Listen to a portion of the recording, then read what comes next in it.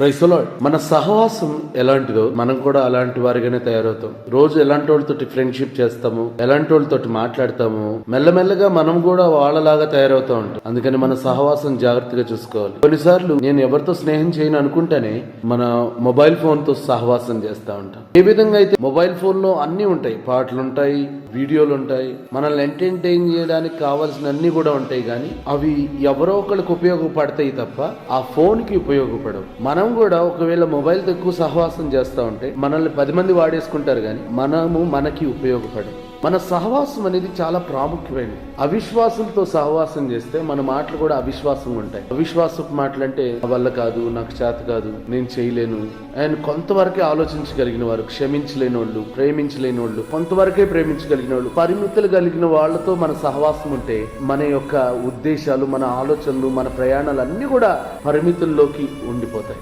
అందుకనే బైబిల్ గ్రంథంలో 2 కొరింథీయులకు రాసిన పత్రిక 6వ అధ్యాయం 14వ వచనంలో, మీరు అవిశ్వాసులతో జోడుగా ఉండకుడి, నీతికి దుర్నీతికి ఏమి సాంగత్యము, వెలుగునకు చీకటితో ఏమి పొత్తు.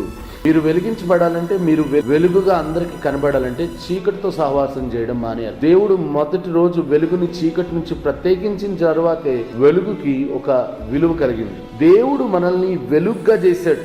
మనము ప్రత్యేకంగా ఉండవలసిన వారమై ఉన్నాం. విశ్వాసం లేకుండా దేవునికి ఇష్టలై ఉండట అసాధ్యం. ఎవరైతే విశ్వాసం కొన్ని వాటిని క్షమించగలుగుతూ కొన్ని వాటిని క్షమించలేకపోవడం, మనుషుల్ని ద్వేషించడం, విభేదాలు రేపడం, ఇవన్నీ కూడా విశ్వాసానికి వ్యతిరేకమైనవి. వారందరికీ దూరంగా ఉంటే ఆశీర్వదించబడతాం.